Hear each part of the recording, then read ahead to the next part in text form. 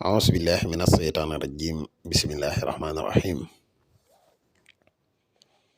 وإني أعيذها بك وذريتها من الشيطان الرجيم رب أعوذ بك من همزات الشياطين وأعوذ بك رب أن يحضرون رب اشرح لي صدري ويسر لي أمري واحلل عقدة من لساني يفقهوا قولي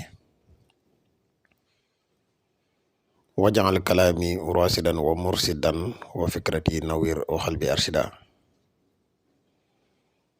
mbokk yi ni bàyyi xel fu mën a nekk ci àdduna bi moo xam ñu nekk ci réew mi wala ñu nekk bitim réew tey bàyyi xel seen bu am solo bi muy la grand secret à wolof ñu ngi leen waxati asalaamaaleykum wa rahmatullahi wa barakatuhu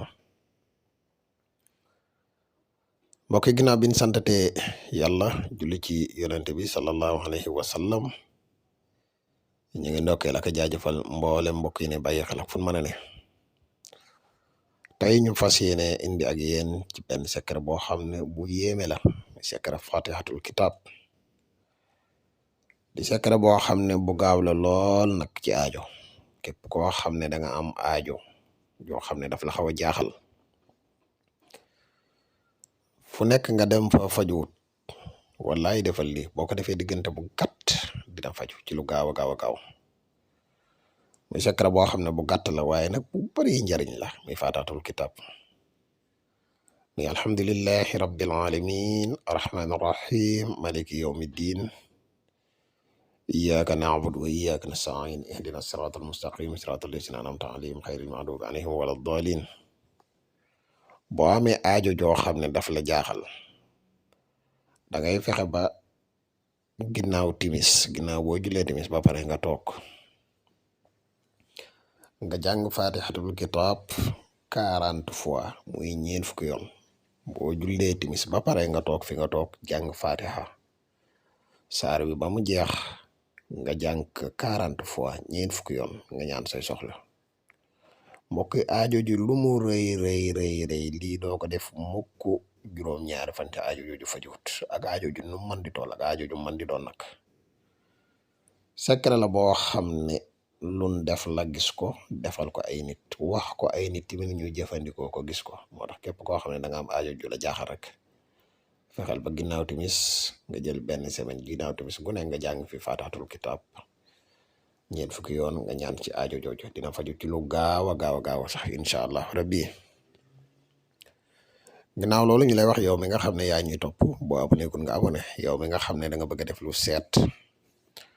wala nga bëgg a def lu listixaar man nga ñu contacter ci numéro yi muy 77 684 28 28 wala 77 668 28 28 wala bu dee da ngaa nekk Gambie ak li ko war nga contacter ñu ci 220 238 1629 foo man di nekk ci àdduna bi bu dee da nga bëgg a def lu listixaar incha allah rabbi boo ñu contacter dina la defal listixaar gu leer bu dee mbokk yi nga xam ne dañuy faral di yittewoo garab yi kattan yi ñu ngi leen di xamal ne garab yi disponible na jamono ji ñuy wax ak yéen foo mën di nekk moo xam nga nekk ci réew mi wala nga nekk bitim réew boo ñu contacter ci benn ci ñetti numéro yi rek incha allah di nga ci jot ñu def fàttali bu gàtt rek ci njariñ yi nga xam ne garab gii di mos xam lamboo na ko ndax day garab gu bari njariñ mbokk yi garab gii di mos xam garab la goo xam ne dafay yokku kàttan bu baax a baax garab gii di mos xam garab la goo xam ne dafay yokku maniyu bu baax a baax mbokk yi garab gii di mos xam garab la goo xam ne dafay dundal walax njaan muy garab la goo xam ne gu bari njariñ la lool képp ku si yittewoo rek moo xam nga nekk ci réew mi wala nga nekk bitim réew boo ñu contacter ci numéro yi muy 77 684 28 28 wala 77 668 28 28 wala de da ngaa nekk Gambie ak li ko war nga contacter ñu ci 220 238 1629 foo man di nekk incha allah di nga jot ci sa commande ci lu gaaw kon xam naa mbokk yi lii lañ amoon yéene tey partage ko ak yéen ba ëllëg ñu dikkaat ak yéen ci yeneen njariñ wassalaamu aleykum wa rahmatullahi wa barakaatuhu jërë ngeen jëf